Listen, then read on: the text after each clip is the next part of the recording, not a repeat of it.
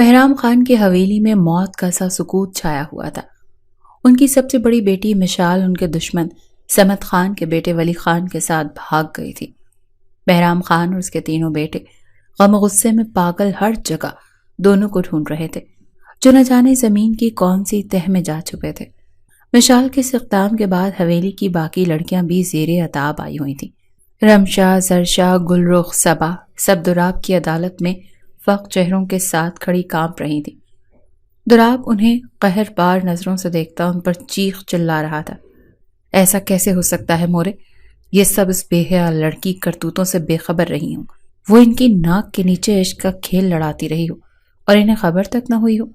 پوچھے ان سے کب سے چل رہا تھا یہ سلسلہ، کس طرح اس بے غیرت لڑکی نے اس حویلی کی دہلیز پار کی، کس نے اس کی مدد کی۔ وہ ان سب کو خون خار نگاہوں سے دیکھتے ہوئے گرج رہا تھا، بولو، منہ میں زبانیں نہیں ہیں کیا؟ ان کی خاموشی پر دراب کے پہلے سے بھی زیادہ بلند دھاڑ نکلی۔ وہ سب خوف سے اچھل پڑی اور التجائی نگاہوں سے مورے کی طرف دیکھنے لگی کہ اس جلاد سے ان کی جان چھڑائے۔ مورے بھی ان کی سڑی بیٹھی تھی، لہذا دراب کے ہی لہجے میں غصے سے بولی، جو وہ پوچھ رہا ہے سچ سچ جواب دو، تم بتاؤ صبا۔ انہوں نے توپوں کا رخ صبا کی طرف موڑ دیا، کیونکہ ان سب میں وہی تھی جو ڈر کر جلدی اصل بات اگل دیتی تھی۔ صبا جو پہلے ہی کھڑی آنسو بہا رہی تھی، مورے اور دراب لالا کی خون خار سوالیہ نگاہوں کو خود پر مرکوز دیکھ کر مزید رونے لگی اور پھر ہچکیوں کے درمیان میں بولی، میں قسم کھاتی ہوں مورے، مجھے نہیں، مشال آپی نے مجھے کبھی نہیں بتایا۔ تمہیں نہیں پتا تو ان کو ضرور پتا ہوگا۔ دراب نے دانت کچکچا کر باقی لڑکیوں کو گھورا، جن کی خاموشی بتا رہی تھی کہ وہ معاملے سے بے خبر نہیں تھی۔ مجھے بھی سچ میں نہیں پتا دراب، مشال اپنی پرسنل باتیں مجھ سے تھوڑی نہ شیئر کرے گی بھلا، میں تو کزن ہوں۔ رمشا جو اب تک خاموش کھڑی تھی بڑے اعتماد سے جھوٹ بول گئی۔ دراب نے صرف سخت نظروں سے گھورنے پر اکتفا کیا، وہ رمشا کی چالاکیوں سے واقف تھا۔ مورے اور دراب ان سب کو شکی نگاہوں سے گھور رہے تھے۔ 24 گھنٹوں میں یہ سب مشال کے ساتھ رہتی تھی، پھر ایسا ممکن ہی نہیں تھا کہ ان میں سے کسی کو بھی مشال کے معاملات کی بھنک نہ پڑی ہو۔ دراب کا تو بس نہیں چل رہا تھا کہ کس طرح ان کی زبانیں کھلوا کر سچ اگلوائے۔ وہ غصے سے پیچ و تاب کھاتا ان سب کو شرر بار نگاہوں سے گھورتا پاؤ پٹختا حویلی سے باہر نکل گیا۔ پیچھے وہ سب وقت چہروں کے ساتھ ایک دوسرے کو دیکھ رہی تھی، سوائے رمشا کے، جو سر جھٹک کر بڑبڑا رہی تھی۔ دراب اسلحے سے لیس اپنے آدمیوں کو لے کر صمد خان کے علاقے کی طرف روانہ ہو گیا۔ صمد خان کا علاقہ جہاں شروع ہوتا تھا وہاں پہاڑیوں کا چھوٹا سا سلسلہ تھا۔ دراب نے اسی پہاڑیوں کو اپنا ٹھکانہ بنا لیا اور تاک میں بیٹھ گیا کہ کب صمد خان یا اس کے خاندان کا کوئی فرد وہاں سے گزرے اور دراب اسے اوپر پہنچائے۔ وہ تو براہ راست اس کے علاقے میں گھس کر حملہ کرنا چاہتا تھا، مگر بہرام خان نے اسے سختی سے منع کر دیا تھا، کیونکہ صمد خان بھی کوئی کم خطرناک نہیں تھا۔ 2 دن وہ وہاں مسلسل بیٹھا انتظار کرتا رہا، مگر صمد خان تو جیسے اپنے علاقے میں دبک کر بیٹھ گیا تھا۔ تیسرے دن وہ شدید غصے سے کھولتا واپس چلا آیا، تاہم اپنے کچھ آدمیوں کو نگرانی کے لیے چھوڑ آیا۔ ساتھ اس نے اپنے ایک آدمی کو خفیہ طور پر صمد خان کی فیملی خصوصاً عورتوں کے بارے میں معلومات لینے کو کہا۔ صمد خان اگر کوئی بیٹی یا بھانجی بھتیجی تھی تو وہ دراب خان کے ہاتھ سے بچنے والی نہیں تھی۔ پھر شام تک اسے صمد خان کی اکلوتی بیٹی کے بارے میں اطلاع مل گئی، جو شہر کے کسی اسکول میں پڑھتی تھی اور آج کل اسکول ٹرپ پر ناردرن ایریاز کی طرف گئی ہوئی تھی۔ دراب خان کی آنکھیں چمک اٹھی، رگوں میں خون کی روانی بڑھنے لگی۔ مجھے رات سے پہلے وہ لڑکی اپنے شہر والے فلیٹ پر ہر حال میں چاہیے۔ اگر ایسا نہ ہوا تو تم لوگوں کی خیر نہیں ہوگی۔ جتنا اسلحہ گاڑیاں چاہیے لے جاؤ، لڑکی زندہ سلامت ہونی چاہیے۔ اس نے اپنے آدمیوں کو حکم دیا۔ پھر جب تک کام ہو جانے کی اطلاع نہیں مل گئی تب تک وہ اضطراب اور غصے سے سگریٹ پر سگریٹ پھونکتا رہا۔ خوبصورت نقوش کے مالک باپ بھائیوں کی لاڈلی 16 سالہ پلوشے پر قیامت ٹوٹ پڑی تھی جب اس نے خود کو اپنے خطرناک ترین دشمنوں کے نرغے میں پایا۔ کتنی مشکلوں سے ابھی جان اور زوریز لالا اسکول ٹرپ پر جانے کی اجازت ملی تھی۔ ابھی وہ اپنی سہیلیوں کے ساتھ ٹھیک سے گھوم پھر بھی نہیں سکی تھی کہ صبح سویرے زوریز لالا اچانک اسے لینے پہنچ گئے۔ حالانکہ ابھی مزید 2 روز انہیں رکنا تھا۔ وہ بگڑا ہوا موڈ لیے ان کے ساتھ چلی آئی تھیں۔ اگرچہ زوریز لالا سارے راستے اسے پیار سے پچکارتے آئے تھے کہ وہ خود فری ہو کر اسے گھمانے لے جائیں گے، ابھی حالات خراب ہیں، اسی لیے وہ اسے اکیلا نہیں چھوڑ سکتے۔ ان کے فکر مند چہرے سے لگ بھی رہا تھا کہ کوئی مسئلہ ہوا ہے، مگر پلوشی کو اس وقت صرف اپنے ٹرپ کی پڑی ہوئی تھی۔ وہ اپنی سہیلیوں کے ساتھ انجوائے کرنا چاہتی تھی۔ باپ بھائیوں کی دشمنیاں تو وہ بچپن ہی سے دیکھتی چلی آ رہی تھی۔ اس کے وہم و گمان میں بھی نہیں تھا کہ وہ بھی ان کی دشمنی کی بھینٹ چڑھنے والی ہے۔ اب اس شہر والے گھر سے 2 کلومیٹر ہی دور تھے کہ ان کی گاڑی پر یکدم چاروں طرف سے فائرنگ ہونے لگی۔ زوریز لالا نے چیخ کر اسے گاڑی کے فرش پر لیٹنے کو کہا۔ چلتی گاڑی رک چکی تھی۔ وہ کانوں پر ہاتھ رکھے سیٹ کے نیچے دبکی ہوئی زاروں قطار روتی فائرنگ کی آواز سنتی رہی تھی۔ اسے نہیں معلوم تھا کون مرا کون بچا۔ کچھ دیر بعد کسی نے گاڑی کا دروازہ کھولا تو خوف سے تھر تھر کانپتی پلوشی کو لگا شاید زوریز لالا ہیں۔ وہ اٹھنے ہی لگی تھی کہ 2 آہنی ہاتھوں نے بڑی بے دردی سے اسے گھسیٹ کر یہ بتایا کہ وہ دشمنوں میں سے ہی ہے۔ خود کو کسی کی وحشی گرفت میں پا کر اس کے منہ سے کتنی چیخیں نکلی تھیں اسے نہیں یاد۔ چیختے چیختے وہ اپنے حواس کھو بیٹھی تھی۔ جب آنکھ کھلی تو خود کو ایک اجنبی جگہ پا کر جس نے پھر سے چیخنا شروع کیا تو پھر کسی کے بے رحم تھپڑوں نے اس کا منہ بند کروا دیا۔ فرش پر نڈال پڑی وہ درد سے کرا رہی تھی، جسم کا انگ انگ درد کر رہا تھا۔ اسے بے دردی سے فرش پر پٹخنے اور تھپڑوں سے لال کرنے والا جلاد دراب خان تھا جس سے وہ ابھی واقف نہیں تھے۔ دراب صمد خان کی بیٹی کو دیکھ کر غصے اور جنون سے پاگل ہو گیا۔ مشال اور صمد خان کے بیٹے کا غصہ اس نے نازک سی پلوشہ پر اتارا۔ اگر اس کا خاص آدمی زرگل اس کو پکڑ نہ لیتا تو وہ پلوشے کو ہی ادھیڑ کر رکھ دیتا۔ خان سائی، یہ لڑکی ہے، نازک ہے، آپ کی مار سے کہیں مر گئی تو آپ صمد خان سے انتقام کیسے لے سکیں گے؟ بپھرے ہوئے دراب خان کو روکتے ہوئے زرگل نے سمجھانے والے انداز میں کہا تھا۔ دراب جو ایک بار پھر پلوشے پر ہاتھ اٹھانے والا تھا رک گیا اور ہاتھ کا بنا مکہ دیوار پر دے مارا۔ پلوشے چیخ کر اپنی آنکھوں پر ہاتھ رکھ گئی تھی۔ فوراً نکاح خاں کا بندوبست کرو زرگل، مجھے اس لڑکی سے ابھی اسی وقت نکاح کرنا ہے۔ اس نے سرخ نگاہوں سے روتی بلکتی پلوشے کی طرف دیکھتے ہوئے اچانک فیصلہ کن انداز میں زرگل کو حکم دیا، جو پہلے چونکا اور پھر تابیداری سے سر ہلاتے ہوئے باہر نکل گیا، جبکہ پلوشے روتے روتے ساکت ہو گئی تھی۔ نہیں، میں نہیں کروں گی نکاح، اس نے روتے ہوئے نفی میں سر ہلایا۔ دراب جو پہلے ہی اسے کھا جانے والی نظروں سے دیکھ رہا تھا مزید دانت کچکچائے۔ تم اس پوزیشن میں ہو کے انکار کر سکو؟ اس کا لہجہ درست ہونے کے ساتھ ساتھ استہزائیہ بھی تھا۔ کیا بگاڑا ہے میں نے آپ کا؟ کیوں کر رہے ہیں آپ ایسا؟ فرش پر دوپٹے اور جوتے سے بے نیاز بیٹھی وہ کانپ رہی تھی۔ کیوں تمہیں نہیں معلوم؟ تمہیں ایسا کیوں ہو رہا ہے؟ دراب نے کچھ تعجب سے اور طنز آمیز نگاہ سے گھورا۔ پلوشے روتے ہوئے نفی میں سر ہلانے لگی۔ تمہارے بھائی ولی خان نے میرے گھر کی عزت پر ہاتھ ڈالا ہے، بھگا کر لے گیا ہے وہ میری بہن کو۔ اب میں اس کے گھر کی عزت، اس کی بہن یعنی تمہیں رون دوں گا۔ دراب نے فرش پر اس کے قریب گھٹنوں کے بل ٹکتے ہوئے سر سراتے لہجے میں کہا۔ پلوشہ پھٹی پھٹی نگاہوں سے دیکھنے لگی۔ اس کی ہیزل گرے آنکھوں میں اس وقت صرف خوف اور رحم کی التجا تھی، جبکہ مقابل کی آنکھوں میں صرف غصہ اور انتقام تھا۔ اس میں میرا کیا قصور ہے؟ وہ بلک بلک کر رو پڑی تھی۔ دراب پر اس کے رونے کا ذرا بھی اثر نہیں ہوا۔ وہ بے تاثر نگاہوں سے دیکھتے ہوئے بولا، تمہارا قصور یہ ہے کہ تم صمد خان کی بیٹی ہو، ولی خان کی بہن ہو۔ میرا اصول ہے جان کے بدلے جان اور عزت کے بدلے عزت۔ اٹھ کر باہر نکل گیا تھا، جبکہ پیچھے پلوشہ نے روتے روتے گھٹنوں پر اپنا سر رکھ دیا۔ نہ جانے کتنے وقت تک وہ اسی پوزیشن میں بیٹھی روتی رہی۔ دراب دوبارہ اندر آیا اور اس کے سر پر ایک چادر پھینکتے ہوئے بولا، اوڑھو اسے، نکاح ہونے جا رہا ہے تمہارا۔ اس کا لہجہ انتہائی سرد تھا۔ پلوشے میں احتجاج کرنے کی ہمت نہیں بچی تھی۔ آدھے گھنٹے بعد وہ 16 سالہ لڑکی اس کی بیوی بن چکی تھی۔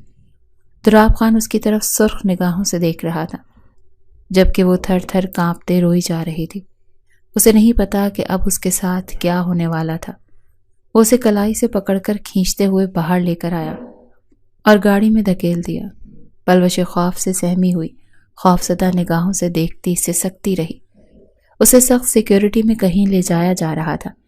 اسلحے سے لیس افراد کئی گاڑیوں میں ان کی گاڑی کے آگے پیچھے موجود تھے۔ اتنا تو وہ جان گئی تھی کہ اس کے باپ کا یہ دشمن کوئی معمولی انسان نہیں تھا۔ اس شخص کی دہشت کی وجہ سے اس کا دل بار بار بند ہو رہا تھا۔ کئی گھنٹوں کے سفر کے بعد گاڑی رکی تو اس نے پہلے کی طرح اسے گھسیٹ کر باہر نکالا، اور پھر ہنوز گھسیٹتے ہوئے وہ اسے کسی بڑی سی حویلی میں لے آیا۔ کئی راہداریوں سے گزرتے ہوئے وہ اسے ایک بڑے سے کمرے میں لے گیا اور وہاں ایک سخت نقوش والی عورت کے قدموں میں پٹخ دیا۔ مورے، یہ ہمارے دشمنوں کی بیٹی ہے، آج سے یہ آپ کی ملازمہ ہے اور یہیں رہے گی۔ میں صمد خان کو سبق سکھانا چاہتا ہوں کہ کسی کی عزت سے کھیلنا کیا ہوتا ہے۔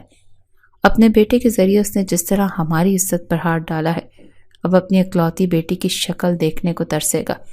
دراب نے انتہائی نفرت بھرے لہجے میں کہا۔ پلوشہ منہ کے بل گری ساکت پڑی تھی۔ اس عورت نے یہ سن کر کہ اس کے قدموں میں پڑی لڑکی صمد خان کی بیٹی ہے، پلوشی کے کاندھوں پر اپنا پاؤں سے ٹھوکر ماری تو وہ درد سے بلبلا اٹھی۔ تو اس لڑکی کو یہاں کیوں لے کر آئے ہو؟ ڈیرے میں رکھتا، وہاں سب کی ملازمہ بنا دیتا۔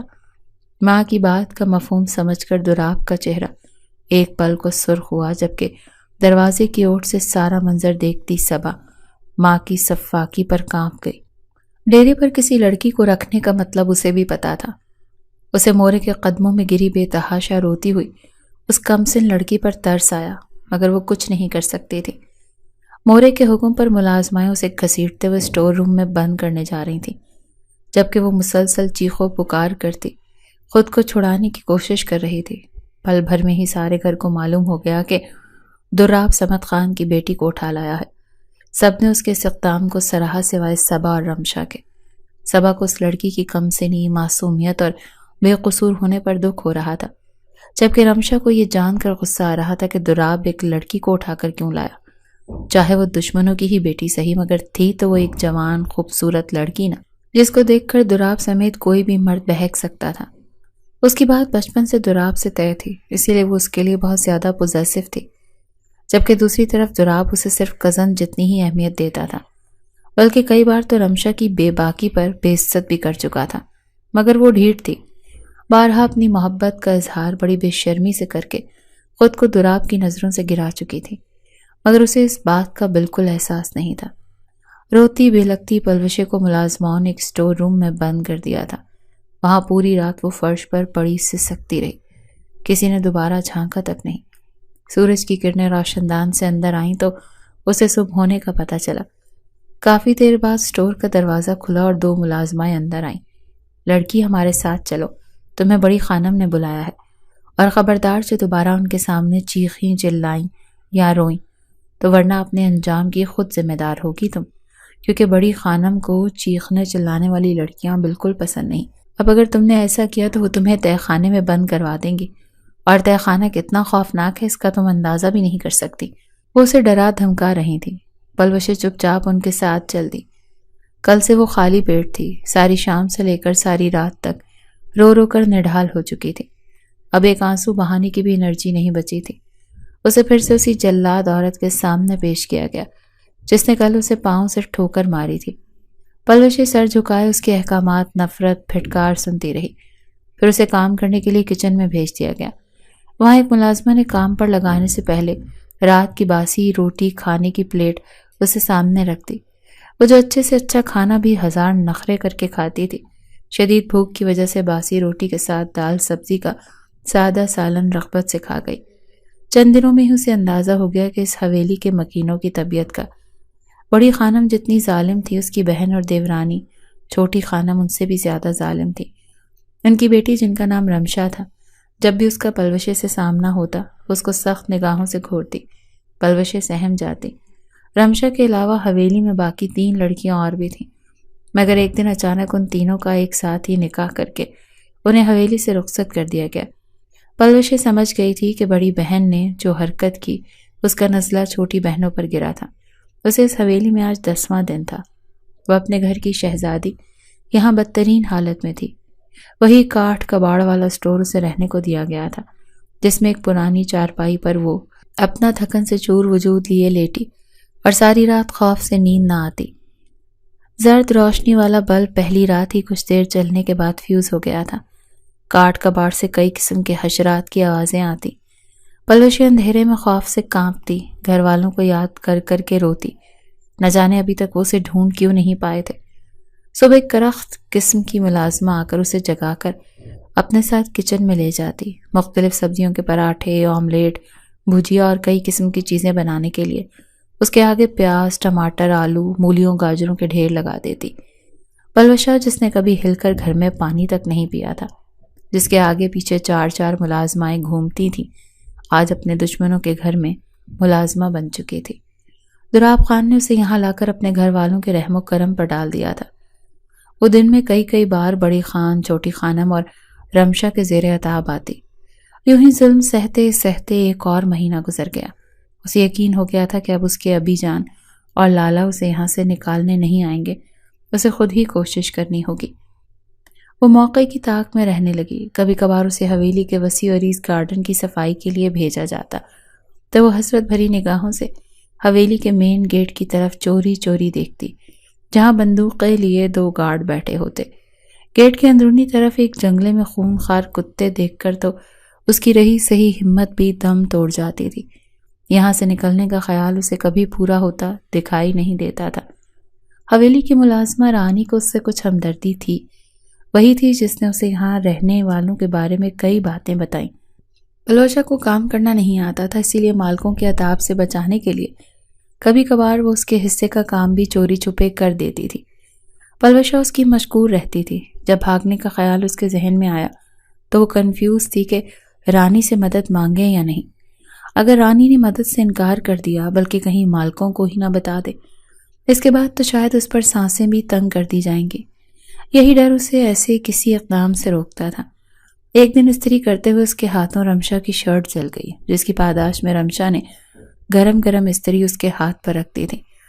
پلوشا کی چیخیں گونج کر حویلی کی بڑی بڑی دیواروں میں دب گئیں۔ اس ظلم پر اسے دلاسا دیتے ہوئے رانی کی بھی آنکھیں چھلک پڑی تھیں۔ پلوشے، تم بھاگ جاؤ یہاں سے، ورنہ یہ ظالم لوگ تمہیں مار دیں گے۔ اس نے پلوشے کے کان میں سرگوشی کی تھی۔ میں کیسے نکل سکتی ہوں یہاں سے؟ گیٹ پر گارڈ اور بڑے بڑے کتے ہوتے ہیں۔ پلوشا روتے ہوئے حیرت سے اسے دیکھنے لگی۔ میں کروں گی تمہاری مدد، بس تم تیار رہنا۔ جیسے ہی مجھے موقع ملا تمہیں یہاں سے نکال دوں گی، بلکہ میں پہلے اپنے منگیتر سے بات کروں گی، وہ صحیح مشورہ دے گا۔ رانی نے اسے امید کی کرن دکھائی تو وہ جی اٹھی۔ وہ بے صبری سے انتظار کرنے لگی۔ 2 دن بعد رانی نے اسے چپکے سے بتایا، میں نے اپنے منگیتر سے بات کر لی ہے، موقع دیکھ کر کسی طرح تمہیں حویلی سے نکال دوں گی۔ حویلی کے باہر میرا منگیتر اسجد کھڑا ہوگا، وہ تمہیں تمہارے علاقے میں چھوڑ آئے گا۔ یہاں سے نکلنے کے خیال نے پلوشا کے جسم میں سنسنی دوڑا دی تھی۔ اب اسے بے چینی سے انتظار رہنے لگا تھا اس وقت کا جب رانی اس کو اس زندان سے باہر نکالتی۔ 3 دن بعد ایک شام رانی نے اس کے کان میں سرگوشی کی، رات تیار رہنا، میں نے انتظام کر لیا ہے تمہیں یہاں سے نکالنے کا۔ پلوشے کے ہاتھ پیر خوشی اور خوف سے کانپنے لگے۔ جہاں نکلنے کی خوشی تھی وہاں پکڑے جانے کا بھی خوف لاحق تھا۔ رات کا نہ جانے کون سا پہر تھا جب رانی نے آہستگی سے اسٹور روم کا دروازہ کھولا۔ پلوشے جو کئی گھنٹوں کے صبر آزما انتظار سے گزر رہی تھی، رانی کو آتا دیکھ کر بے صبری سے اٹھی۔ اندھیرے میں اس کا ہاتھ پکڑ کر رانی نہ جانے کن کن راہداریوں سے گزرتی بالآخر ایک چھوٹے سے دروازے کے آگے جا رکی۔ پلوشے کا دل خوف سے دھڑ دھڑ کر رہا تھا۔ اسے لگ رہا تھا جیسے ابھی وہ پکڑی جائے گی۔ چاند کی مدھم روشنی میں اس نے دیکھا دروازے پر بھاری بھرکم تالا لگا ہوا تھا، جس کو رانی ہاتھ میں پکڑی چابی سے کچھ منٹ کی مشقت کے بعد کھولنے میں کامیاب ہو گئی۔ دروازہ کھول کر اس نے پلوشے کو باہر نکلنے کا اشارہ کیا اور ساتھ ہی اس کے کان کے قریب سرگوشی کی، یہاں سے نکل کر دائیں طرف چلی جاؤ، وہاں کچھ فاصلے پر میرا منگیتر کھڑا ہے، وہ تمہیں خود ہی دیکھ لے گا، جلدی کرو۔ پلوشے نے اپنی بھیگی آنکھوں سے مشکور انداز میں اس کی طرف دیکھا اور باہر نکل آئی۔ پیچھے رانی نے دروازہ بند کر دیا تھا۔ باہر نکلتے ہی آزادی کے احساس سے اس کی رگوں میں خون کی گردش تیز ہو گئی۔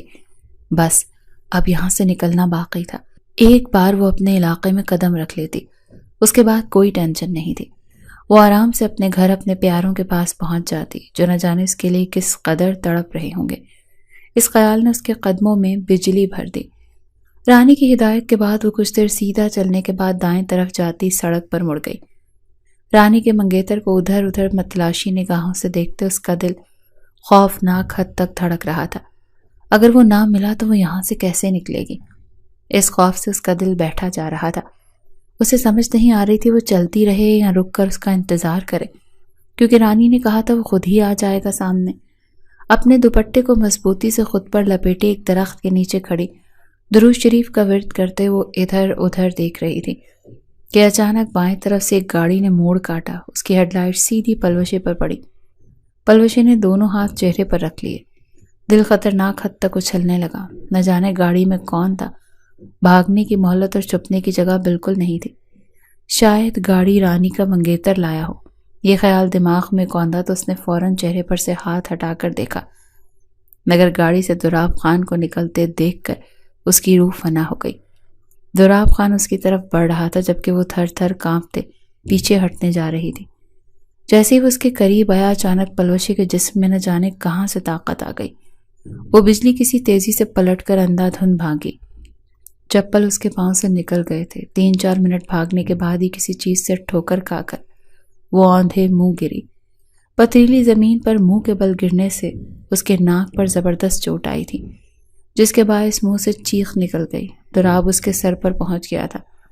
اس نے پلوشے کے اٹھنے کا انتظار نہیں کیا بلکہ جھک کر بے رحمی سے اس کا بازو دبوچ کر کھڑا کیا اور اس کا رخ اپنی طرف کر کے زوردار تماچا دے مارا۔ پلوشے جو پہلے ہی درد اور خوف سے ادموئی ہوئی پڑی تھی، اس کے تھپڑ نے رہی سہی کسر پوری کر دی۔ وہ حواس کھوتی نیچے گری تھی۔ پھر جب ہوش آیا تو اس نے اپنے آپ کو جیسے قبر میں پایا۔ چاروں طرف اندھیرا ہی اندھیرا تھا، خوفناک خاموشی۔ اس نے اپنے شل ہاتھوں کو بمشکل حرکت دی تو محسوس ہوا کہ وہ کھردرے فرش پر لیٹی تھی۔ اس نے اٹھنے کی کوشش کی مگر ناکام رہی۔ کچھ ہی دیر میں وہ اندھیرے میں دیکھنے کی کوشش کرتی رہی، پھر اس کی آنکھیں خود بخود بند ہوتی چلی گئیں۔ پھر نہ جانے کتنے وقت بعد اس نے اپنے چہرے پر کچھ ٹھنڈا محسوس کیا۔ پپوٹوں کو بمشکل جنبش دی اور پھر دوبارہ کچھ ٹھنڈا محسوس ہوا۔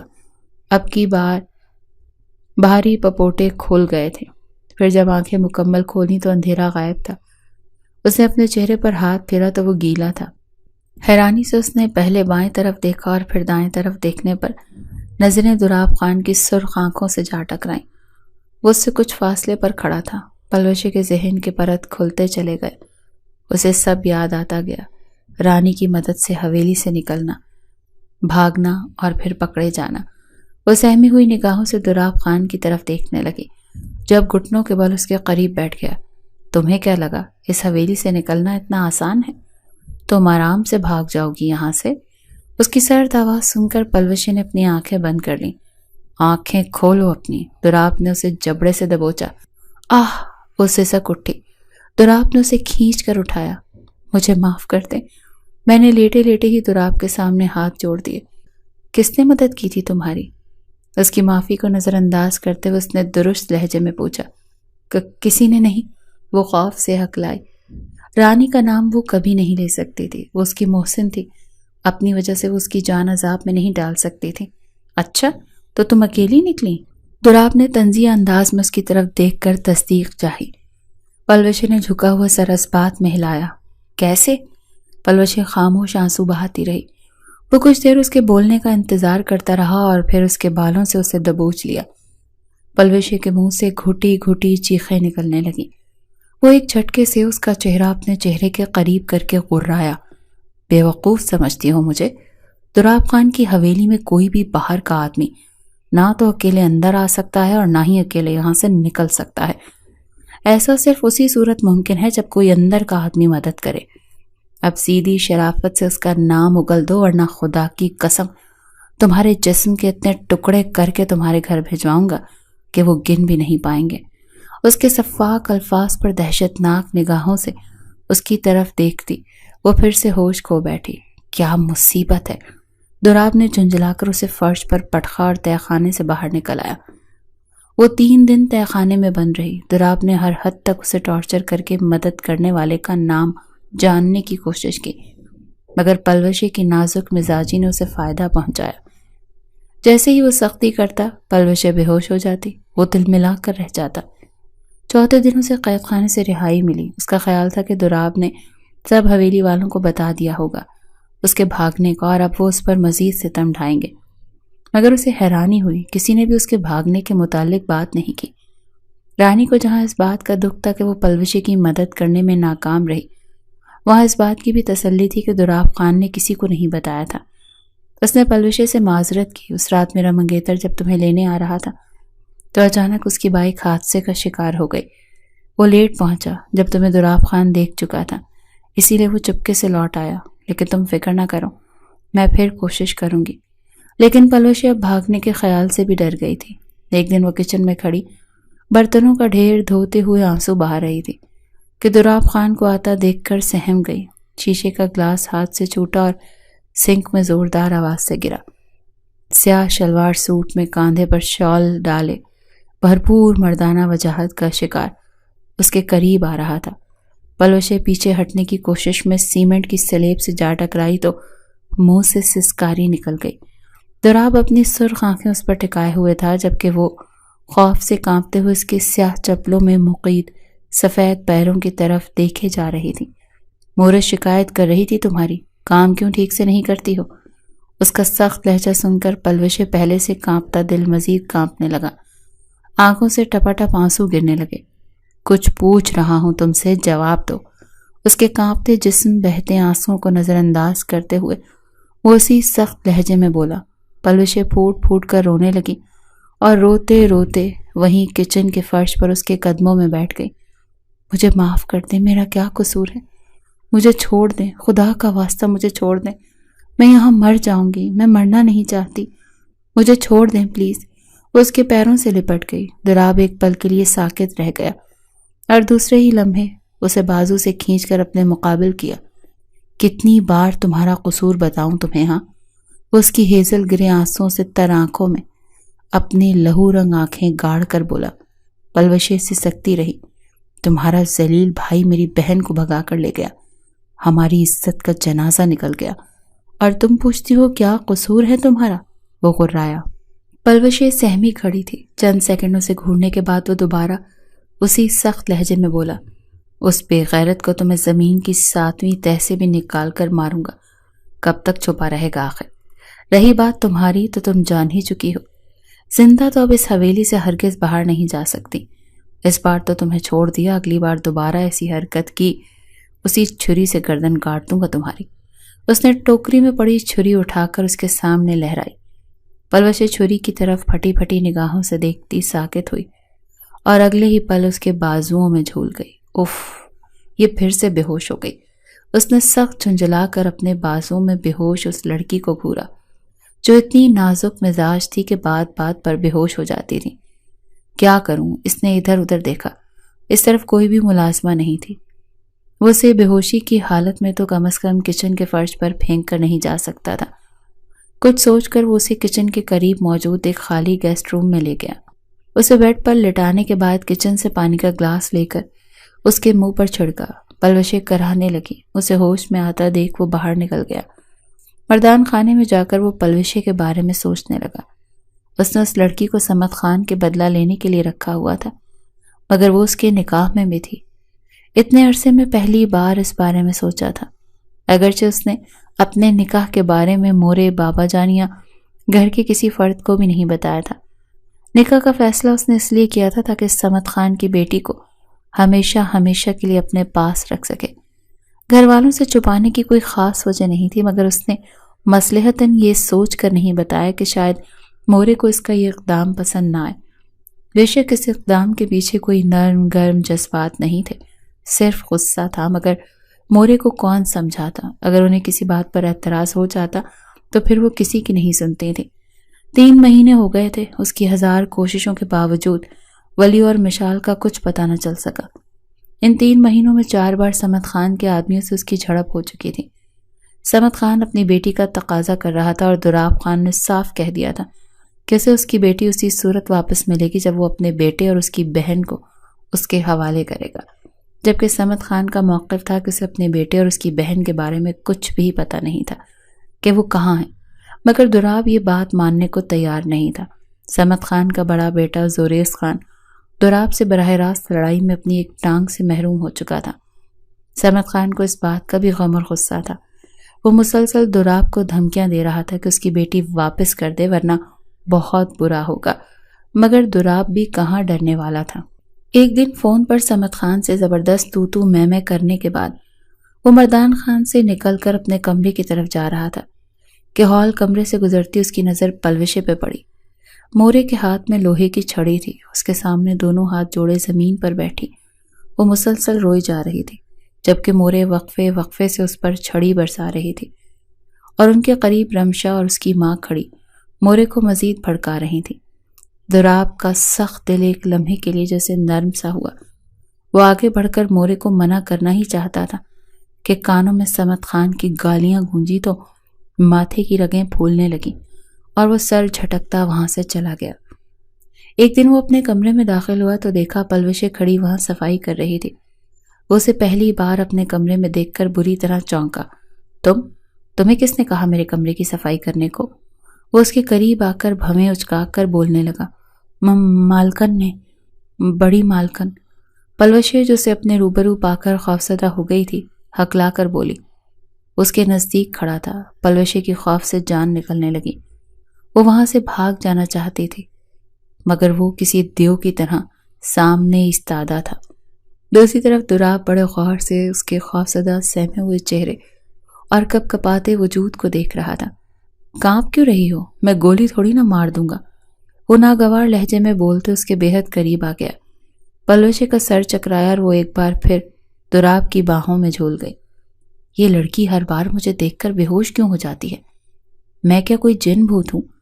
پلوشے کو باہوں میں سنبھالتے ہوئے وہ بڑبڑایا، پھر اس کے سرخ چہرے کو دیکھ کر بے اختیار اس کے ماتھے پر ہاتھ رکھا اور فوراً کھینچ لیا۔ اس کا ماتھا آگ کی بھٹی کی طرح جل رہا تھا۔ دوراب کو نہ جانے کیوں اس پر ترس سا آ گیا۔ اس نے فوراً اسے اپنے بیڈ پر لٹا دیا۔ روم فریج سے ٹھنڈا پانی نکال کر اس کے ماتھے پر پٹیاں رکھنے لگا، مگر بخار کم نہیں ہوا۔ گھر میں اس وقت ملازمین کے علاوہ کوئی نہیں تھا۔ مورے تھوڑی دیر پہلے اپنے بھائی کے گھر گئی تھی۔ بہرام خان اور باقی لوگ بھی نہیں تھے، تو دوراب نے ڈاکٹر کو بلا لیا۔ ڈاکٹر نے چیک اپ کے بعد انجیکشن لگایا اور کچھ ٹیبلٹس دیں کہ جب جاگے تو کھلا دینا، ساتھ میں ٹھنڈی پٹیاں رکھنے کی بھی ہدایت کی جب تک بخار میں کمی نہ ہو جائے۔ ڈاکٹر چلا گیا تو دوراب پھر سے اس کے ماتھے پر پٹیاں رکھنے لگا۔ پلوشے کی آنکھیں ہنوز بند تھیں، چہرے پر بلا کی معصومیت تھی۔ دلکش سراپے کے ساتھ اس کے سامنے تھی، بہت قریب تھی۔ دوراب کا دل پگھلنے لگا۔ پہلی بار ایک خوبصورت دوشیزہ کے ساتھ وہ تنہا اپنے کمرے میں تھا، اور یہ دوشیزہ کوئی نامحرم نہیں تھی، اس کی اپنی بیوی تھی۔ وہ اس پر حق رکھتا تھا۔ حق ملکیت کا احساس اس سے ایک فیصلہ کروا گیا۔ وہ اس کے برابر لیٹ گیا۔ انجیکشن سے بخار کا زور ٹوٹ گیا تھا۔ دوراب نے بے اختیار قریب ہو کر لبوں سے اس کے سرخ گالوں کو چھوا، پھر خود کو روک نہیں پایا اور آگے بڑھتا گیا۔ اس کا لمس محسوس کر کے وہ ہوش میں آئی اور مزاحمت کی کوشش کی، مگر دوراب نے اس کی کمزور مزاحمت کو کوئی اہمیت نہیں دی اور اس کے قریب ہوتا چلا گیا۔ صبح ہوئی، خمار اترا تو ہوش میں آیا کہ یہ کیا ہو گیا۔ اس نے بے اختیار اپنے بالوں کو ہاتھوں میں جکڑا۔ کمبل میں چھپی پلوشے کی سسکیوں کی آواز اسے واضح سنائی دے رہی تھی۔ وہ کچھ دیر اسے دیکھتا رہا اور پھر اٹھ کر واش روم چلا گیا۔ نہانے کے دوران وہ بار بار خود کو یہ باور کرانے کی کوشش کرتا رہا کہ اس نے کچھ غلط نہیں کیا۔ ساتھ ہی گھر والوں کی بھی ٹینشن ہوئی، انہیں کسی نہ کسی وقت تو پتہ چل ہی جانا تھا۔ چلو جو ہوگا دیکھا جائے گا، وہ خود کو تسلی دیتے ہوئے واش روم سے باہر آیا۔ کمبل میں اس کی سسکیوں کی آواز ابھی بھی آ رہی تھی۔ دوراب کے ماتھے پر بل پڑ گیا۔ اس نے آگے بڑھ کر اس پر سے کمبل کھینچا۔ کیا ہو گیا ہے؟ میں کوئی نامحرم نہیں ہوں تمہارا، نہ عزت لوٹی ہے تمہاری، بھول گئی ہو کیا؟ یہاں لانے سے پہلے نکاح ہوا تھا ہمارا۔ پلوشے نے آنکھوں پر بازو رکھ لی۔ اس کا چہرہ رونے کی وجہ سے مکمل طور پر سرخ ہو رہا تھا۔ اٹھو، رونا بند کرو، سخت الجھن ہوتی ہے لڑکیوں کے رونے سے مجھے۔ دوراب نے اسے بازوں سے پکڑ کر زبردستی اٹھا کر بٹھا دیا۔ اس کی طرف دیکھ بھی نہیں پا رہی تھی۔ دوراب نے اسے بازوؤں میں اٹھا لیا۔ پلوشے نے مزاحمت کی مگر کوئی فائدہ نہیں ہوا۔ دوراب نے اسے واش روم میں اتارا۔ 10 منٹ میں تمہارے پاس، جلدی سے فریش ہو جاؤ، پھر تمہیں گھر کے کام کرنے ہوں گے، فریش ہونے کے لیے ٹائم نہیں ملے گا۔ واش روم کا دروازہ بند کر کے وہ کمرے میں آ گیا۔ 10 منٹ بعد اس نے دروازہ تھوڑا سا کھولا اور ہاتھ اندر کر کے اس کی طرف کپڑے بڑھائے جو اسٹور روم سے اٹھا کر لایا تھا۔ اس کی بہنوں کی ہی اترن تھے۔ پلوشا چینج کر کے سر جھکائے اس کے روم سے چلی گئی۔ اس کے جانے کے بعد دوراب کو خالی پن کا احساس ہوا۔ سر جھٹک کر وہ اس احساس کو اگنور کرنے کی کوشش کرنے لگا۔ پھر اس کی نظریں ہر وقت پلوشا کے لیے متلاشی رہنے لگیں۔ ایک رات کی قربت نے اسے بے چین کر دیا تھا۔ جہاں ایک طرف وہ پلوشے کے لیے بے قرار تھا تو دوسری طرف رمشا کی بےہودگیوں سے بیزار تھا، جو آتے جاتے وارفتہ نگاہوں سے دیکھتی، جملے کستی، کبھی بغیر اجازت روم میں گھس آتی۔ ایک دن وہ ناشتے کے لیے ڈائننگ ٹیبل پر آیا۔ پلوشے باقی ملازماؤں کے ساتھ مل کر ناشتہ لگا رہی تھی۔ اس کی نگاہیں ہمیشہ کی طرح جھکی ہوئی تھی۔ دوراب کے آگے چائے رکھتے ہوئے اس کے ہاتھ کپ کپ آئے اور چائے چھلک گئی۔ دوراب کی سفید آستینوں پر چھینٹیں پڑ گئیں۔ یہ کیا کیا ہے؟ اندھی ہو کیا؟ رمشا نے اٹھ کر اسے تھپڑ جڑ دیا۔ پلوشے جو پہلے ہی کمزوری سے نڈھال اپنا خالی پیٹ لیے ہوئے تھے، تھپڑ کھا کر تیورا کر گری۔ دوراب پلوشے کو بے ہوش ہو کر گرتے دیکھ فوراً اس کی طرف بڑھا۔ بے ہوش ہو پڑی پلوشا کو اٹھانے کے لیے جھکنے لگا تھا۔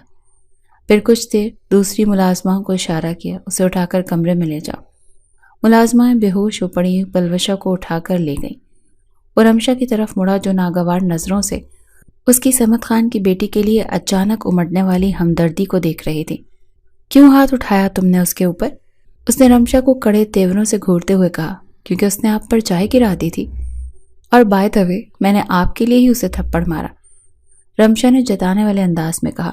کیوں؟ میں نے تمہیں کہا تھا کہ اسے تھپڑ مارو، چائے اس نے تم پر تو نہیں گرائی تھی؟ دوراب غصے سے بولا۔ خیریت تو ہے؟ اچانک ہمدردی کیوں جاگ اٹھی ہے؟ بھول گئے ہیں کیا کہ وہ ہمارے دشمنوں کی بیٹی ہے؟ اس کے بھائی نے مشال کو جسٹ شٹ اپ۔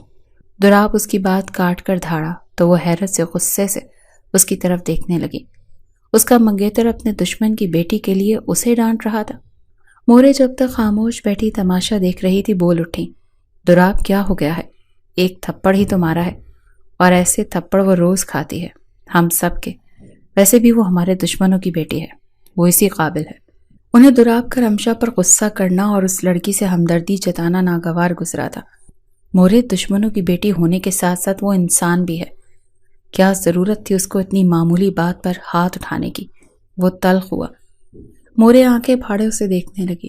رمشا اور چھوٹی خانم بھی ششدر تھیں۔ یہ تم کہہ رہے ہو دوراب؟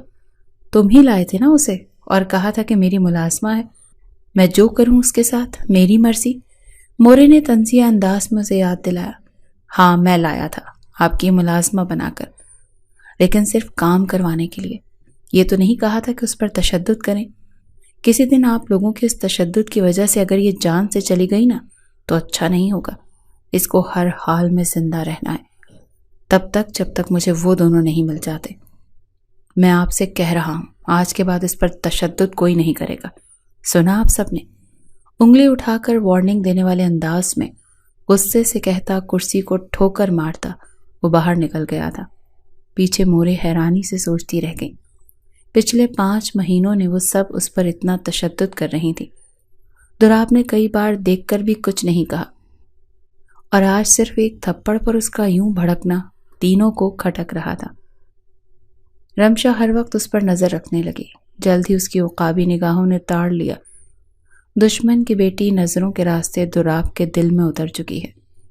اس انکشاف نے اسے آگ لگا دی۔ وہ موقع کی تلاش میں رہنے لگی تاکہ دوراب کو رنگے ہاتھوں پکڑ کر سب گھر والوں کے سامنے شور مچائے، اور پھر رزلٹ اس کی منشا کے مطابق نکلے گا۔ بہرام تاؤ فوراً سے دوراب کی شادی اس سے کر دیں گے۔ پلوشا کچن میں کھڑی کام کر رہی تھی کہ دوراب کو وہاں آتا دیکھ کر اس کا دل زور زور سے دھڑکنے لگا۔ اگرچہ اس رات کے بعد اب وہ اسے خوفناک نگاہوں سے گھورتا نہیں تھا، نہ ہی غصے سے پیش آیا تھا، مگر پھر بھی پلوشے کو اس سے ڈر لگتا تھا۔ وہ اس کا ڈرنا محسوس کر چکا تھا، اسی لیے بڑے نارمل سے انداز میں بولا، ایک کپ چائے بنا کر تو میرے کمرے میں لے آؤ، اور ہاں خود ہی لے کر آنا۔ وہ جاتے جاتے پلٹا۔ اس کے حکم نامہ سن کر پلوشے کے قدموں سے جان نکل گئی، مگر عمل کرنے کے سوا اور کوئی چارہ نہیں تھا۔ چائے بنا کر مرے مرے قدموں سے وہ اوپر اس کے روم میں گئی اور ڈرتے ڈرتے دروازے پر ناک کیا۔ دوراب جو اسی کے انتظار میں بیٹھا تھا فوراً دروازہ کھول دیا۔ پلوشے نے کپ اس کی طرف بڑھایا تو اس نے کپ کے بجائے ہاتھ تھام لیا اور اندر کھینچ کر دروازہ لاک کر دیا۔ پلوشے گھبرائی اور سہمی ہوئی نظروں سے اسے دیکھنے لگی۔ گھبرا کیوں رہی ہو یار؟ شوہر ہوں تمہارا۔ اس کے ہاتھ سے کپ لے کر اس نے ٹیبل پر رکھ دیا۔ اس کا گال چھو کر نرمی سے کہا۔ پلوشے بے یقین نگاہوں سے اسے دیکھنے لگی۔ حیران کیوں ہو رہی ہو؟ دوراب نے اس کی آنکھوں میں جھانکا اور اس کے قریب ہوا۔ اس سے پہلے وہ اس کے گال پر اپنا لمس چھوڑتا وہ بری طرح سے گھبرا کر پیچھے ہو گئی۔ دوراب کو برا لگا، وہ بدمزہ ہوا۔ کیا مسئلہ ہے؟ کتنی بار بتاؤں تمہیں؟ جائز رشتہ ہے ہمارے درمیان۔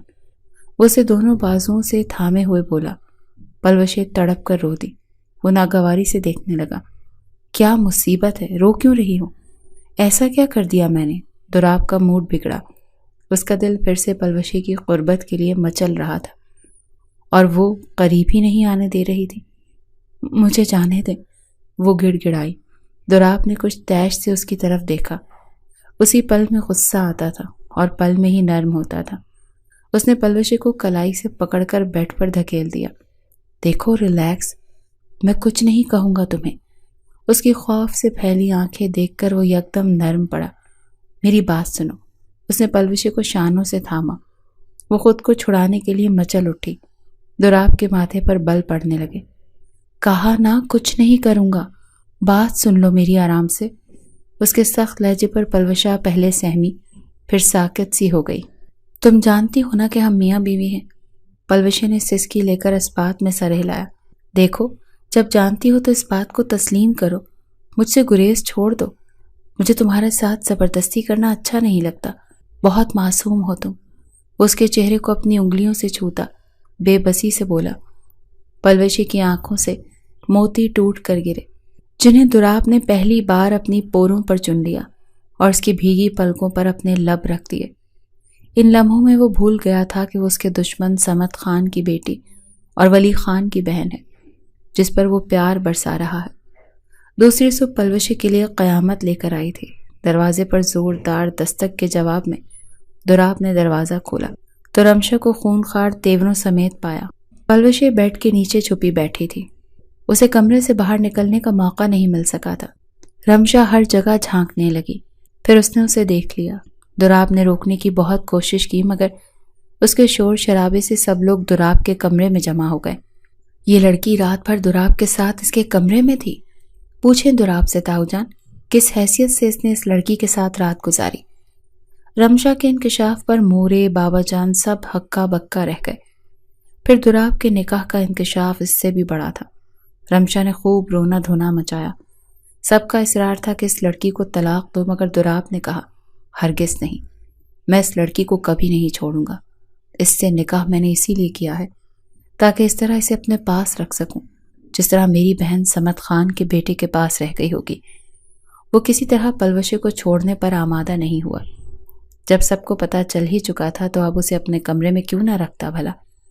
رمشا پیچ و تاب کھاتی رہی۔ دوراب نے صاف کہہ دیا تھا وہ سب کی خوشی کے لیے رمشا سے شادی کرنے کو تیار ہے مگر پلوشے کو وہ ہرگز نہیں چھوڑے گا۔ سب کے سمجھانے کے باوجود رمشا اس بات کے لیے تیار نہیں ہوئی تو مورے نے اس کی شادی اس کے ماموں کے بیٹے اکرم خان سے کر دی جو شہر میں ڈاکٹر تھا۔ رمشا نے پہلے انکار کیا اور پھر دوراب کی اپنے لیے نفرت دیکھ کر اسے عقل آ گئی اور اکرم خان سے شادی کے لیے مان گئی۔ رمشا کے جانے کے بعد پلوشا کی زندگی میں کچھ سکون آ گیا تھا، اگرچہ باقیوں کا رویہ ویسا ہی تھا سوائے دوراب کے، مگر اب پہلے سے وہ بہتر حال میں تھی۔ جب دوراب کو اس کی پریگننسی کا پتہ چلا تو اسے بہت خوشی ہوئی۔ وہ پلوشے کا خیال رکھنے لگا تھا۔ ایک دن صمد خان حویلی آ گیا، ولی خان اور مشال کی لاشیں لے کر، جو کافی عرصے پہلے حادثے کا شکار ہو کر سرد خانے میں پڑے تھے۔ دوراب جو ہر وقت مشال اور ولی کو مارنے کی باتیں کرتا رہتا تھا، اب انہیں مردہ حالت میں دیکھ کر اس کے احساسات عجیب سے ہو گئے تھے۔